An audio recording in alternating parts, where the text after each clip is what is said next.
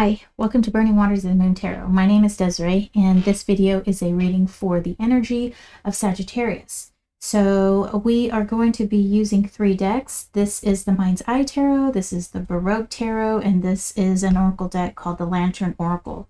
We will draw one of these cards at the end to close up the reading. So I'm going to draw 3 cards from the Mind's Eye Tarot. And that's going to give us our main energies that we are going to be reading with. And keep in mind that we all have Sagittarius in our chart due to the house system. So all of my readings can apply to any sign at any time.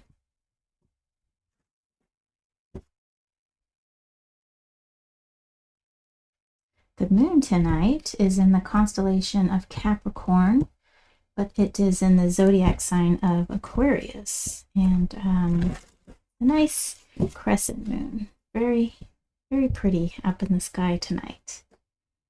All right, Sagittarius, let's see what's going on with you. We've got the 5 of Wands in reverse, fire.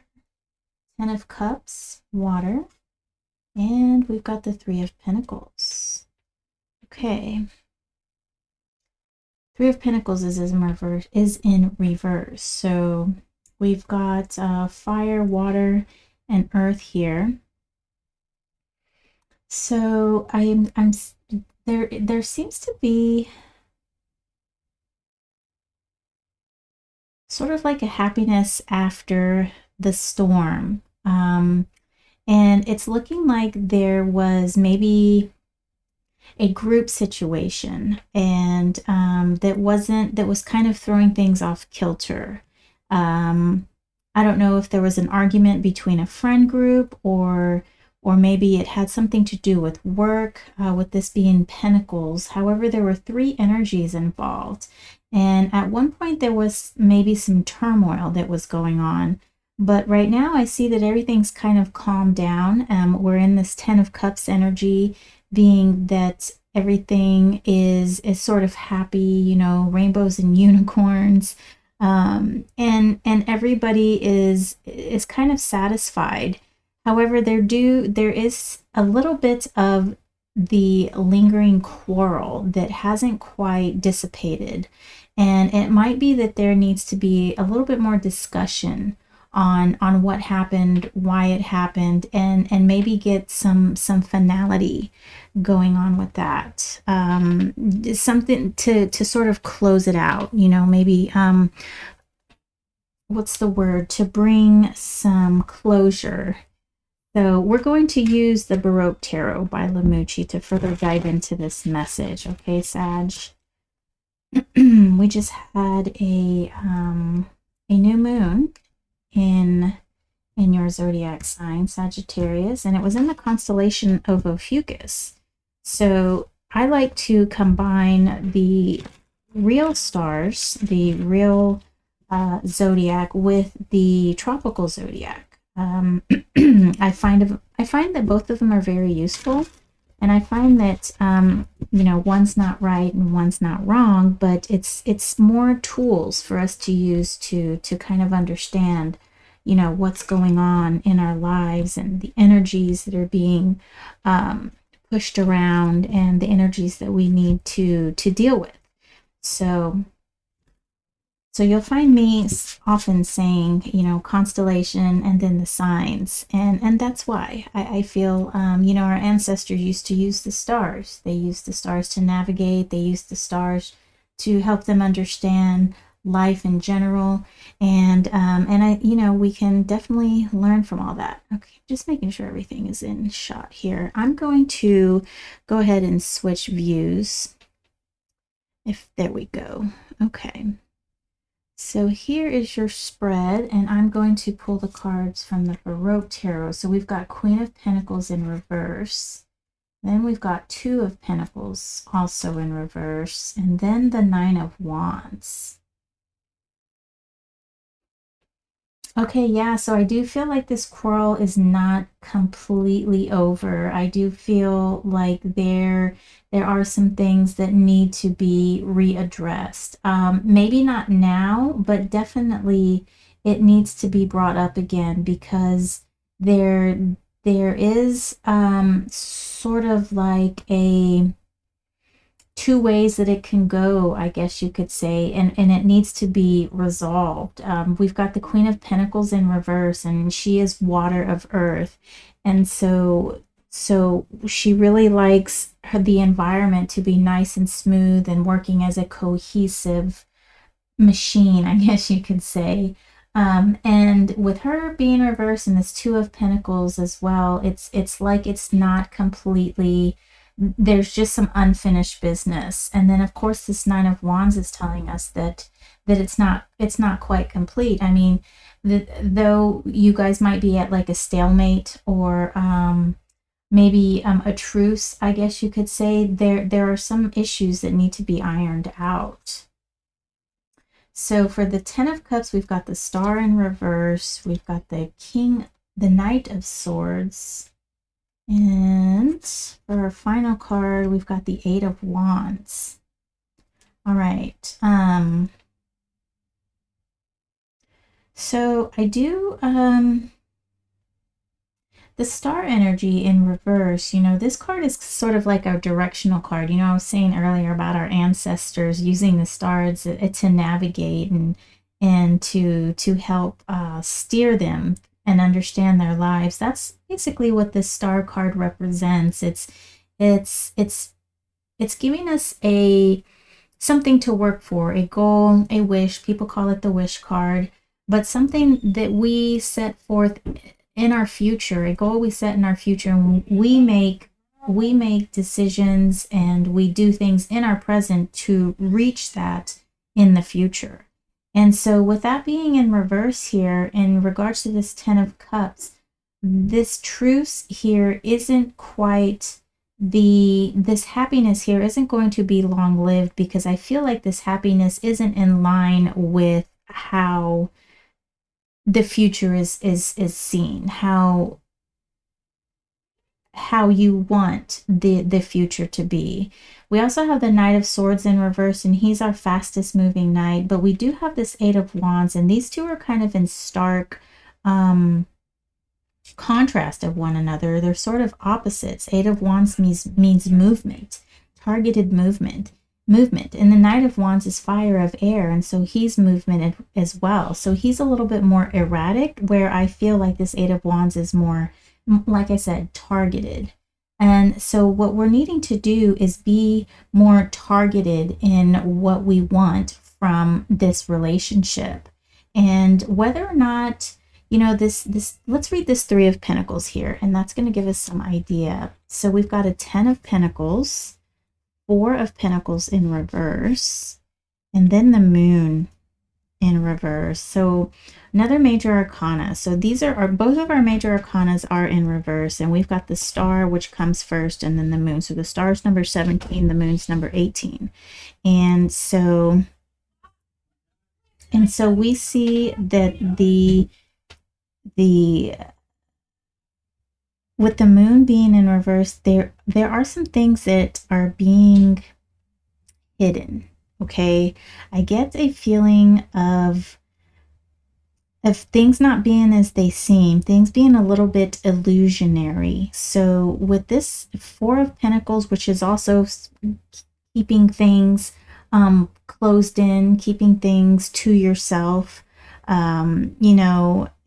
not, I just get this feeling of closeness. However, we've got this Ten of Pentacles, and that's the legacy card. And so what I feel here is that this might just be a situation that is generally, by these parties, it's used to being swept under the rug. It's used to, like, this is the normal course of business, is to not really face what's going on, not really address these things, these issues that we're having with one another.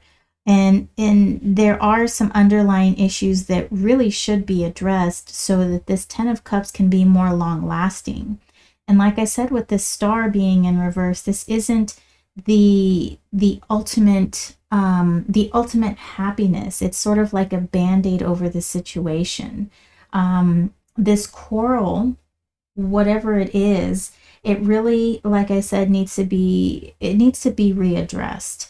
And in order for us to, or for, in order for this energy to finally be released and for this star to flip right side up, we really have to address these situations that cause this quarrel in the first place.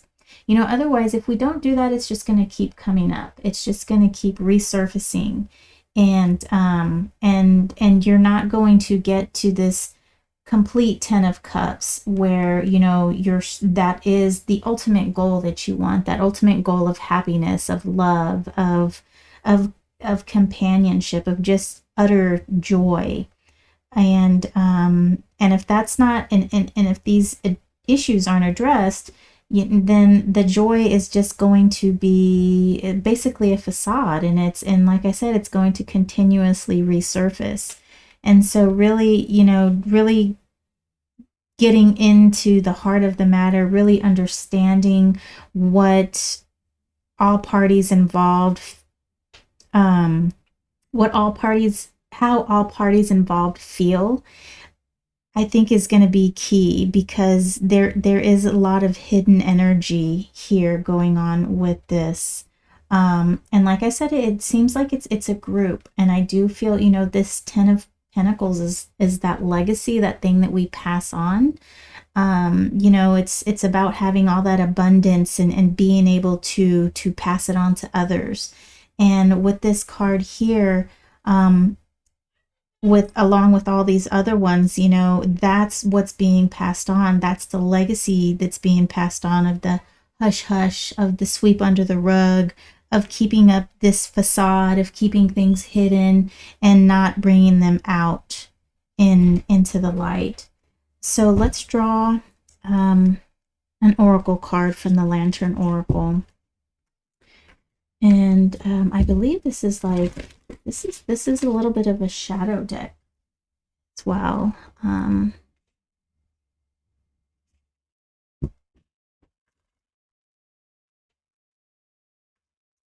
Sorry for all this ambient noise. I usually do my readings during the day.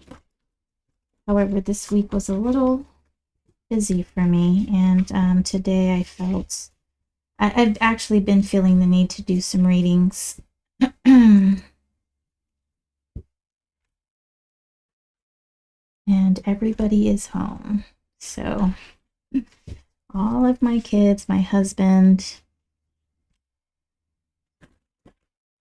and no matter how much I tell everyone to be quiet, no, here it does.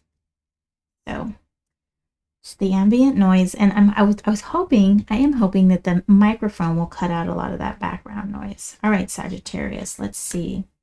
Voice. Okay. I mean, I think that's a really good one. You are here to be known, so speak and be seen. So right off the bat, you know, just, I mean, look at this card. I am going to switch the view here so you can see this card. I mean, this is just amazing artwork. This figure here, this energy is just so ethereal, and she's got that harp that's singing, and she really, you want to listen to her, right? I mean, she looks like she has some interesting things to say. So let's read what her card means. All right. Family culture and society can often demand silence and invisibility. Sometimes early in life, silence and invisibility are even necessary for means of survival. However, at some point in our lives, we need to release our light from the shadows and shine our uniqueness into the world. Initially, the very thought of expressing ourselves may stir up fears of being criticized, rejected, or abandoned. Nonetheless, it is always up to us whether such fears stop us or we persist alongside them until they dissipate. To withhold our unique gifts results in trapped energy that turns negative and is potentially toxic to our health and well-being. Allowing our spirit self to sing nourishes and expands us. Our wings mend by expressing our voice. Light is possible when we can express ourselves in ways that others can truly know and connect us. The guardian assures you that living according to your spirit self's voice will not betray you. It is you and has your back, and often in ways that are not immediately obvious. Nonetheless, hindsight will always revere that being true to yourself is the way to fulfilling the love, security, and completeness that you seek. It is a time of tuning in to your voice from your heart's center. It may involve tuning out any unsupportive external forces. Much joy can be had in exploring every medium or form that inspires you. Allow your body, thoughts, and heart to breathe in tune with your spirit self and with your spirit self's beat and vitality, so miracles and blessings can reach you. You're the only person who can proceed to make you invisible or silent. Once you accept yourself, and no one and nothing can have the limiting effects of judgment, criticism, or rejection. It is always up to you to let no doubt or fear have the power to bury you in the muting shadows. Remember that every perceived rejection, setback, or failure is a lesson forming your pathway to the door that opens. Only you can stop you from walking through. Guardian's message: your difference is your blessing and responsibility to share. That is like amazing, because this quietness, this hidden, that is, you know, a legacy, something that was taught, passed down family to family, is no longer serving you. And like this description said, at one point it was there to serve you. At one point, you know, it was probably necessary for you to keep quiet, you know, lest you get a spanking or get in trouble, you know, or worse. And so it was necessary to just be quiet and sweep things under the rug. But after a while, you know, becoming an adult, that no longer serves you. Keeping those things inside and letting things slide, they take a toll on you. They start to eat you up inside, and you've got to find your voice, and releasing things like that into the ether, releasing your feelings, allowing people to know how you feel about something, to know that they hurt you, is extremely releasing, and it fills you with power, because you put yourself in control now. You're in control of the situation because you're not allowing it to affect you.